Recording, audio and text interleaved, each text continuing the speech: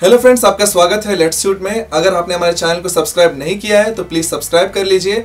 आप bell icon को press कर सकते हैं ताकि हमारी नोटिफिकेशंस आपको मिलती रहे। यह वीडियो है CBSE class 10 crash course on mathematics में से, जो कम समय में आपको ज्यादा मार्क्स स्कोर करने में मदद करे। और कंप्लीट क्रैश कोर्स के लिए आप हमारे वेबसाइट को विजिट कर सकते हैं।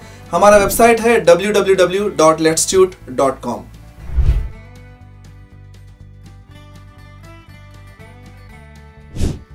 इस वीडियो में देखेंगे आखिरी पार्ट इस चैप्टर का, rational numbers and decimal expansion. इसको मैं शेड कर देता हूं, rational numbers and decimal expansion.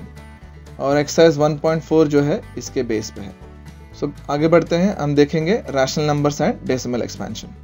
अब जब हम रैशनल नंबर्स और डेसिमल एक्सपेंशन की बात कर रहे हैं तो कुछ चीज़ें हमको समझना है यहाँ पर। बेसिकली कोई भी रैशनल नंबर जो होता है उसे हम दो इंटीजर के रेशियो के फॉर्म में लिखते हैं। मान लो P और Q दो इंटीजर्स हैं, तो कोई भी रैशनल नंबर को हम ऐसे दो इंटीजर के रेशियो में लिख सकते हैं। यहाँ पर यह भी बताना होगा कि डिनोमिनेटर 0 नहीं है। अब बात यह है कि जब हम दो इंटीजर के रेशियो में लिखते हैं वो कई बार डेसिमल में भी आ सकता। फॉर एग्जाम्पल यहाँ पर लिखता हूँ मैं, मान लो 6/2 ऐसे लिखना है। ये एक रैशनल नंबर है क्योंकि 6 इंटीजर है और 2 इंटीजर है। इसका आंसर आता है 3। वही अगर मैं 3/2 किया, ये भी एक रैशनल नंबर है क्योंकि 3 इंटीजर है 2 इंटीजर है, लेकिन ये आएगा हमें डेसिमल में। जब डेसिमल की बात करेंगे तो दो टाइप के डेसिमल्स आ जाते हैं। पहला टर्मिनेटिंग। टर्मिनेटिंग के लिए यही एग्जाम्पल देखेंगे। आप देख सकते हैं 5 के आगे और कोई डिजिट नहीं है, यानी कि यहीं पर ये टर्मिनेट हो गया, यानी कि खत्म हो गया। सो यहां पर मैं एग्जांपल लिख देता हूं, टर्मिनेटिंग यानी कि एक ऐसा डेसिमल जो खत्म हो जाता है, यानी कि और डिजिट्स नहीं आएंगे। और दूसरा होता है नॉन टर्मिनेटिंग। नॉन टर्मिनेटिंग उतना ही नहीं, एंड रिपीटिंग। ठीक है, जैसे कि अगर मैंने 22/7, 22 इंटीजर है, 7 इंटीजर है, तो ये एक रैशनल नंबर है। इसको आप डिवाइड करोगे तो आपको मिलेगा 3.142857। फिर दोबारा रिपीट होगा 142857, दोबारा रिपीट होगा। सो बात यह है कि ये कभी खत्म नहीं होने वाला, ठीक है। लेकिन हमको ये भी देखना होगा कि ये रिपीट होता जाएगा। ये जो देख रहे हैं 142857, ये आपको बार बार मिलता रहेगा, ठीक है। सो बात ये है कि ये एक तो नॉन टर्मिनेटिंग है, यानी कि खत्म नहीं हो रहा, और रिपीटिंग भी है। जो डिजिट्स जो है डेसिमल के बाद वो रिपीट होता जाएगा। तो ऐसे नंबर्स को हम रैशनल नंबर्स कहेंगे। मैं दोबारा रिपीट करता हूं, रैशनल नंबर्स अगर डेसिमल के फॉर्म में देखें, एक वो होता है जो टर्मिनेट होते हैं और दूसरा वो होता है जो टर्मिनेट होते नहीं है, कंटिन्यू मिलते जाएंगे लेकिन रिपीट होते जाएंगे। तो रैशनल नंबर्स अगर डेसिमल में देखें तो टर्मिनेटिंग होंगे या तो नॉन टर्मिनेटिंग एंड रिपीटिंग होंगे, ठीक है। वही अगर इरैशनल की बात करें, वो नॉन टर्मिनेटिंग होते हैं, बस रिपीट भी नहीं होते। इरैशनल नंबर की बात कर रहा हूं, ठीक है। रैशनल नंबर में नॉन टर्मिनेटिंग होते हैं लेकिन वो रिपीट होते हैं। इरैशनल में नॉन टर्मिनेटिंग होते हैं, सिर्फ रिपीट नहीं होते। तो अभी बात यह है कि पहचाने कैसे, जब आपको कोई रैशनल नंबर दिया जाएगा तो उसका जो डेसिमल एक्सपेंशन है वो टर्मिनेटिंग है या नॉन टर्मिनेटिंग है, ये कैसे पता लगेगा। ये बहुत ही आसान है पता लगाना। ये हमको प्राइम फैक्टराइजेशन से पता चल सकता है। देखते हैं कुछ एग्जाम्पल्स लेकर। एग्जाम्पल 1, अब हमको मान लो दिया गया है क्वेश्चन 13/3125। अब आप देख सकते हैं कि 13 एक इंटीजर है, 3125 भी इंटीजर है, मतलब ये जो है रैशनल नंबर है, ये गारंटी है, ठीक है। लेकिन हमें ये पता लगाना है कि इसको डिवाइड करने पे, यानी कि जो डेसिमल एक्सपेंशन आएगा वो टर्मिनेटिंग होगा या नॉन टर्मिनेटिंग एंड रिपीटिंग होगा, इसका हमको ध्यान देना है। तो सबसे पहले हम क्या करेंगे, इसे हम P/Q के फॉर्म में ले लेंगे। P बाई Q के फॉर्म में, यानी कि P और Q असाइन कर देंगे। तो इससे हमको क्या समझ में आया, जो डिनोमिनेटर है Q वो है 3125। यहाँ पर बहुत ही ज़रूरी है कि डिनोमिनेटर का प्राइम फैक्टराइजेशन निकाला जाए।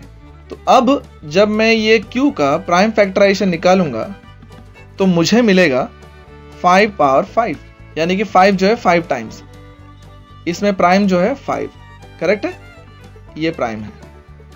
और जब हम इसे डिवाइड करेंगे तो इसका आंसर आता है 13 डिवाइडेड बाई 3125 इज 0.00416, यानी कि ये टर्मिनेटिंग है। तो ये इनके बीच में रिलेशन क्या है, टर्मिनेट होना और डिनोमिनेटर का प्राइम फैक्टराइजेशन, इनमें रिलेशन क्या है? मैं रिलेशन यहां बताता हूं। अगर डिनोमिनेटर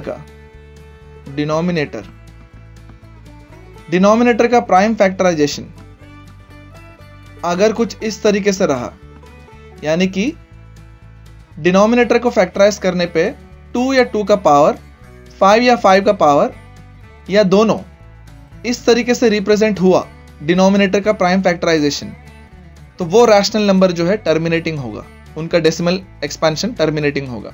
इन दोनों के अलावा और कोई भी दूसरा प्राइम फैक्टर आ गया तो वो जो है टर्मिनेटिंग नहीं होगा। एक और एग्जांपल देखते हैं नॉन टर्मिनेटिंग का। Example number 2, 129 divided by 2 squared 5 power 7 7 power 5। अब आप देख सकते हैं ये इंटीजर है और हम जानते हैं ये भी एक इंटीजर ही होगा, क्योंकि प्राइम फैक्टराइजेशन आप इंटीजर के निकालते हो, करेक्ट है। तो ये तो हुआ P बाई Q, यानी कि जो डिनोमिनेटर है Q वो क्या है, 2 squared multiplied by 5 power 7 multiplied by 7 power 5। अब आप देख सकते हो इसके प्राइम फैक्टराइजेशन में 2 और 2 के पावर है, 5 और 5 के पावर है, साथ में एक एक्स्ट्रा प्राइम फैक्टर 7 और 7 का पावर है। जैसा हमने अभी डिस्कस किया, 2 या 2 का पावर, 5 या 5 का पावर, या दोनों हो तो उस मामले में डेसिमल एक्सपेंशन टर्मिनेटिंग होता है। लेकिन यहाँ पर 7 जो है एक्स्ट्रा है, तो ये जो डेसिमल एक्सपेंशन होगा रैशनल नंबर का वो होगा नॉन टर्मिनेटिंग। तो ये हमको समझना है। एक और एग्जांपल ले लेते हैं नॉन टर्मिनेटिंग का, थोड़ी देर पहले लिया था 22/7। हम जानते हैं ये नॉन टर्मिनेटिंग है, करेक्ट। कहां से देखा हमने, थोड़ी देर पहले यहां पर एग्जाम्पल देखा था। ऐसा क्यों हुआ आप देख सकते हो। इसको अगर मैं P बाई Q लिखूं तो Q जो है वो 7 आ चुका है, इसमें ना ही 2 है ना ही 5 है, क्योंकि टर्मिनेटिंग के लिए सिर्फ 2 या 2 का पावर, 5 या 5 का पावर, या 2 और 5 दोनों होंगे तभी टर्मिनेटिंग होगा। लेकिन इसके डिनोमिनेटर में 7 है, इसलिए ये नॉन टर्मिनेटिंग है।